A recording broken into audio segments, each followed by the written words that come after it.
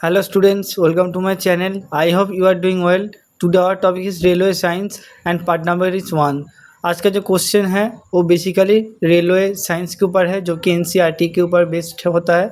और ये जो टॉपिक है जिस टॉपिक से मैं क्वेश्चन लेके आया हूँ ये बेसिकली फिजिक्स का पार्ट है। न्यूटन्स, अब ये बोल सकता हो न्यूटन्स लॉ के ऊपर एक क्वेश्चन है। ओके, तो इसमें तो आपको बेसिक फार्मूला पता होना बहुत ही ज़रूरी है। तो पहले क्वेश्चन पढ़ लेते हैं। देखिए 2 बार आया था आरआरबी जी, आरआरबी एएलपी।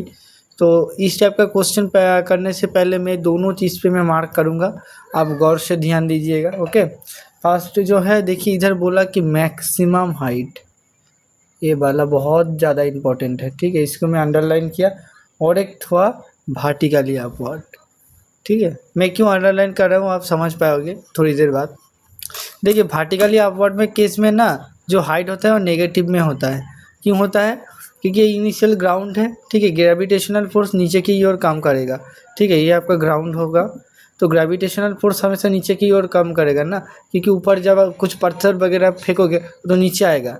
ये पेन में ऊपर देखिए मैं ये करता हूँ तो थ्रो करता है नीचे आ जाता है। तो ये कैसे होता है? ग्रेविटेशनल फोर्स के दौरान होता है। तो ये आपका नीचे की ओर मतलब towards earth's surface the gravitational force work, but in that particular case मतलब इधर बोला कि वर्टिकली अपवर्ड मीन्स ऊपर। देखिए आप डायरेक्शन को चेंज कर रहे हो। इधर आपका जो मतलब अर्थ है, मतलब अर्थ का पिस्ट है। ठीक है, अर्थ क्रस्ट जो बोलते हैं आप जो भी बोलिए ये है, लेकिन आप जो फोर्स अप्लाई कर रहे हो वो इसके ऑपोजिट हो रहा है, इसीलिए जो हाइट होता है नेगेटिव होगा। तो ये बहुत ज़्यादा इंपॉर्टेंट है, इसको ध्यान से पढ़। और मैक्सिमम हाइट बोला है, क्यों? मैक्सिमम हाइट में इसमें भी एक केस है। At maximum height, at maximum, ये आप लोग नोट कर लीजिए। Maximum height v equals to 0। v मतलब क्या है? v मतलब होता है जो फाइनल वेलोसिटी है। फाइनल वेलोसिटी, क्यों फाइनल वेलोसिटी 0 होता है? देखिए जब मतलब आप घर पे भी करके देख सकते हैं। आप जब एक बॉल लोगे, इस बॉल को आप जब बहुत ही आपको ताकत से, जितना भी आपका अंदर ताकत है उतना ताकत से ऊपर की ओर थ्रो करना।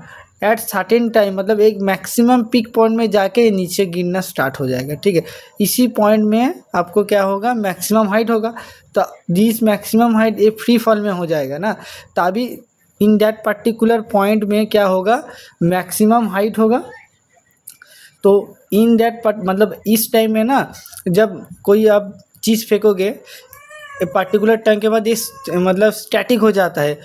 मतलब पॉइंट मिली सेकेंड के लिए वो स्टैटिक हो जाता है। तो दिस टाइम में क्या होगा? मैक्सिमम हाइट में भी 0 हो जाएगा। ठीक है, ये बहुत ही कम समय में होता है, नैनोमीटर भी कह सकते हैं।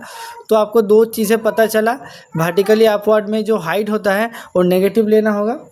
हाइट मतलब एस, क्योंकि ग्रेविटेशनल फोर्स के अंदर जो होता है ना, जब आप वर्टिकली अपवर्ड किसी चीज़ को फेंकोगे तभी एस इक्वल टू एच होता है और जी इक्वल टू ए होता है। ए भी नोट डाउन कर लीजिए।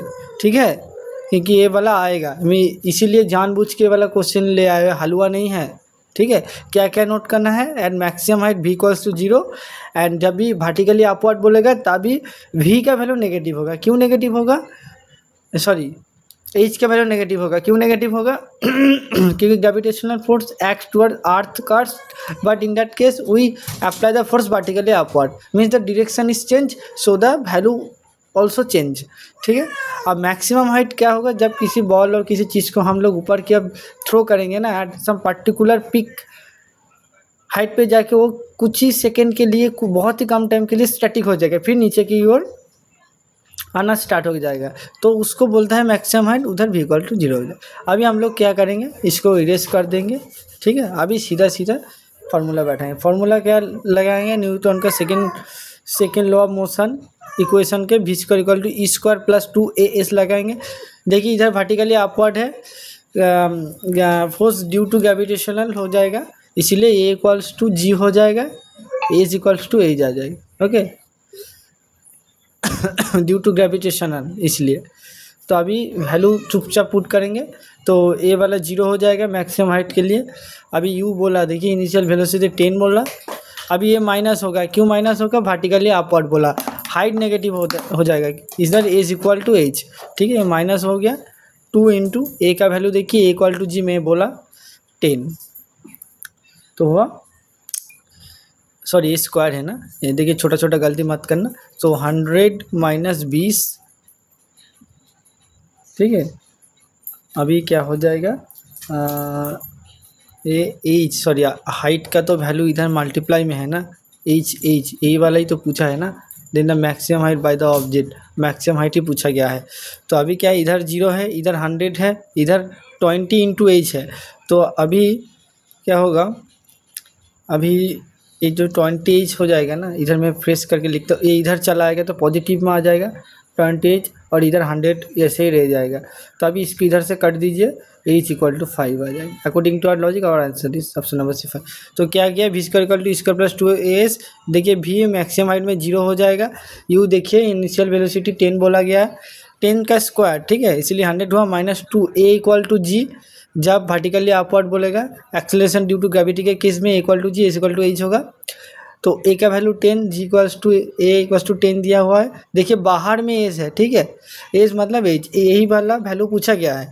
तो अभी क्या है, 10 का 100 माइनस 2 इंटू 10 20 इंटू एच, अभी इधर ले किया हूँ, ए 20 को इधर लेके गया हूँ, ठीक है, इधर लेके गया, इस इक्वल साइड के लेफ्ट में ले गया, इसीलिए नेगेटिव में पॉजिटिव हो गया और 100 को राइट साइड में रहने दिया, ठीक है। तो अभी इस 20 से 100 कट जाएगा 5 में। तो I hope you guys are clear with that.